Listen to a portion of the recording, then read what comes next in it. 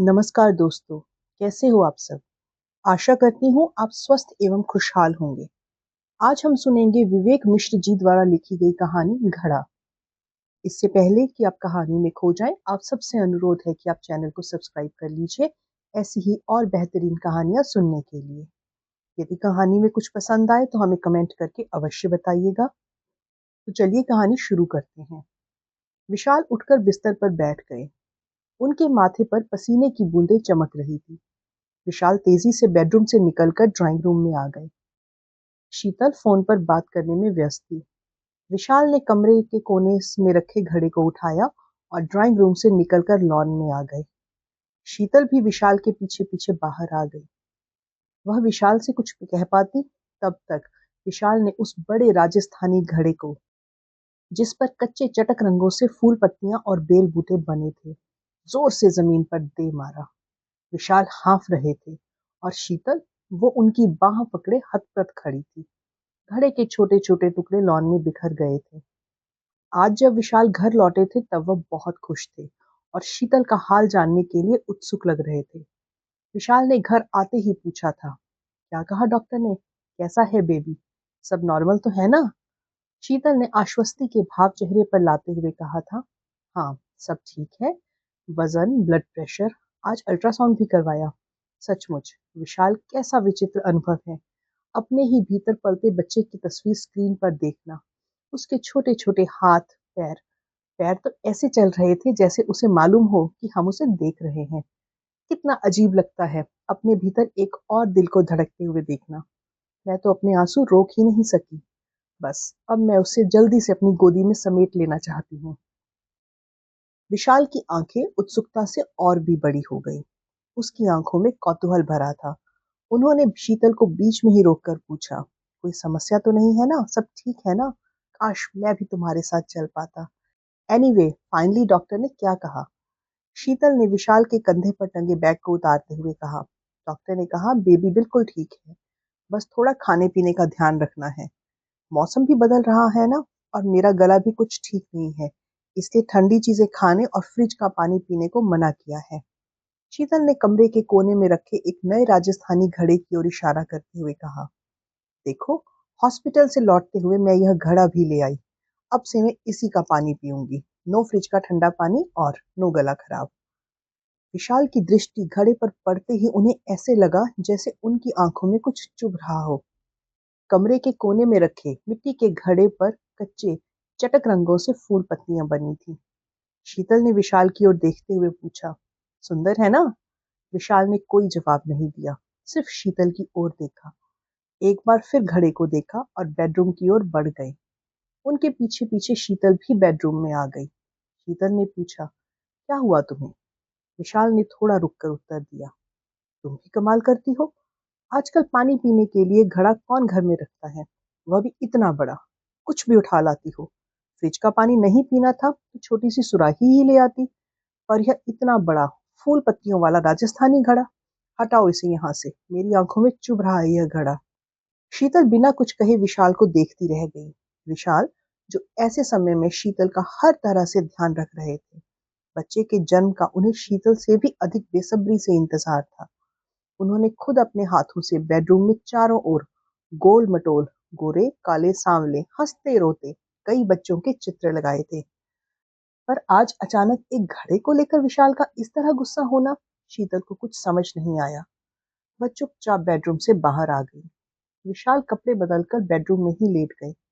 ऐसे समय में जब वह अपनी पत्नी का इतना ध्यान रख रहे थे, उन्हें भी इस तरह शीतल से बोलना अच्छा नहीं लगा था। पर वह घड़ा, जिस पर कच्चे चटक रंगों से फूल पत्तियां बनी थी, उसकी आंखों में अभी भी चुभ रहा था।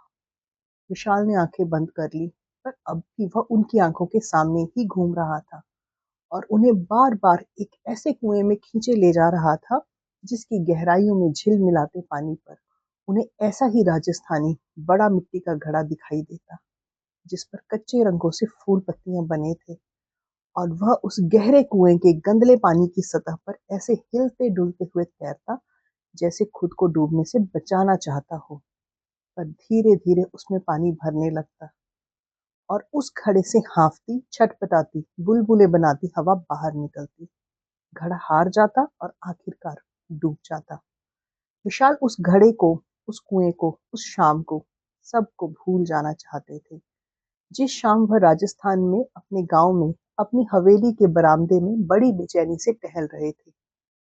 हवेली के भीतर के एक कमरे से किसी औरत के रोने चीखने की आवाज आ रही थी। यह आवाज थी विशाल की भाभी की। वह गर्भवती थी और गर्भ 9 महीने से भी ऊपर का हो चुका था। आज दोपहर से ही उन्हें दर्द उठ रहा था। हवेली के भीतर के कमरे में डॉक्टर उनकी जांच कर रही थी। डॉक्टर ने कमरे से बाहर निकलते ही कहा था, इन्हें अस्पताल ले जाना होगा। वैसे तो सब ठीक है, पर घर में प्रसव होने में थोड़ी मुश्किल हो सकती है। पर विशाल के बड़े भाई साहब ने भाभी को अस्पताल ले जाने से मना कर दिया था। विशाल डॉक्टर को शहर छोड़ने चले गए थे। शहर गांव से कोई 20-22 किलोमीटर दूर था। विशाल डॉक्टर को छोड़कर जब तक हवेली वापस लौटे थे, सूरज डूब चुका था। पर हवेली के बरामदे की बत्तियां नहीं जली थी अभी तक। इधर से भाभी की रोने की आवाजें आ रही थी। हवेली के आंगन में कुछ औरतें, भाई साहब के दो खास कारिंदे और दाई, जिसे डॉक्टर के जाने के बाद जजगी के लिए बुलाया गया था, सभी एक साथ बैठे थे। भाई साहब भाभी के कमरे में थे। आंगन के बीच में एक बड़ा राजस्थानी घड़ा रखा था, जिस पर कच्चे चटक रंगों से फूल पत्तियां बनी थी। हवेली में एक अजीब सा भयावह सन्नाटा तैर रहा था। आज विशाल को उस घड़े पर बने फूल, उसकी गर्दन पर बने बेल बूटे अच्छे नहीं लग रहे थे। दाई ने उठते हुए कहा, मरी हुई छोरी जनी है बिंदड़ी ने, और आगे बढ़ते हुए काला कपड़ा घड़े पर ढक दिया। भाभी के रोने की आवाज तेज हो गई। भाई साहब कमरे से बाहर आ गए। उन्होंने आंगन में बैठे अपने खास कारिंदों को इशारा किया। दोनों उठकर घड़े की तरफ बढ़े। तभी अचानक घड़ा कांप उठा। मिट्टी का बेजान घड़ा, बेल बूटों और फूल पत्तियों वाला घड़ा। विशाल सोच रहा था, क्या किसी और ने उस घड़े को कांपते हुए देखा है? घड़ा ही हिला था या धरती हिली थी? घड़े की ओर बढ़ते हुए दोनों आदमी ठिठक गए। घड़ा फिर हिला और धीरे से लुढ़क गया। घड़े में भरा सफेद घर का पिसा दरदरा नमक फर्श पर फैल गया और दो नन्ही नमक में सनी मुट्ठियां घड़े से बाहर निकल आई। भाभी जो कमरे की चौखट से टिकी रो रही थी, उनकी आंखें ऊपर चढ़ गई। अब उनकी चीखें दहाड़ों में बदलने लगी थी। विशाल को लगा जैसे हवेली की दीवारें उनकी दहाड़ों से थर थर कांप रही हैं।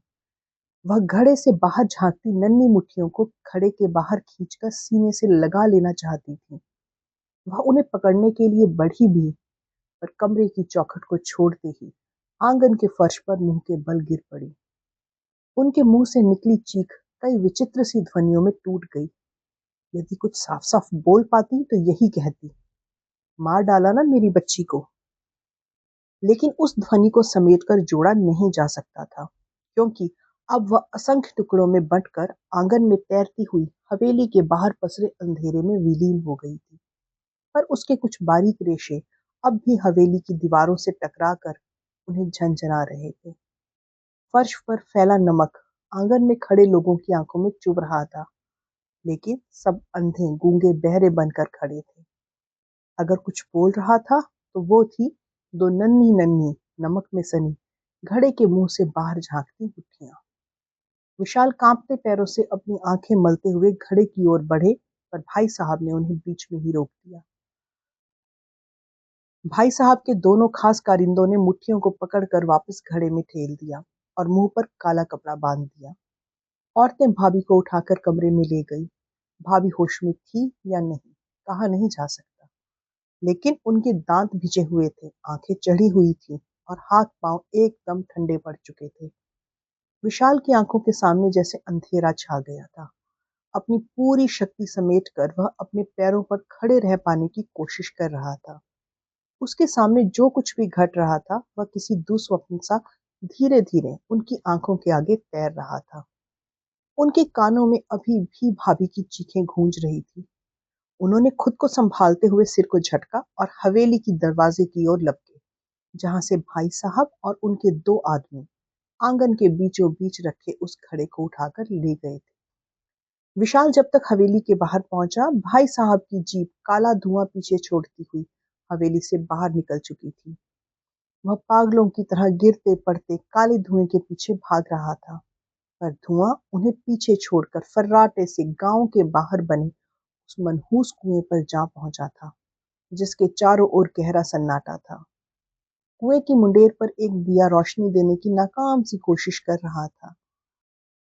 भाई साहब की जीप जिस फर्राटे से कुएं तक पहुंची थी, उसी फर्राटे से वापस हवेली की ओर लौट आई। विशाल कुएं की मुंडेर पर रखे हाँफ रहे थे। दिए की रोशनी में झिलमिलाते कुएं में पानी के बुलबुले उठ रहे थे और घड़ा डूब चुका था।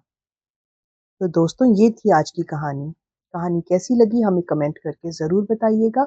अगर कहानी अच्छी लगी तो इसे लाइक कीजिए और शेयर कीजिए, और ऐसी ही और बेहतरीन कहानियाँ सुनने के लिए चैनल से जुड़े रहिए। मिलती हूँ फिर एक और नई कहानी के साथ। तब तक अपना ध्यान रखिए। धन्यवाद।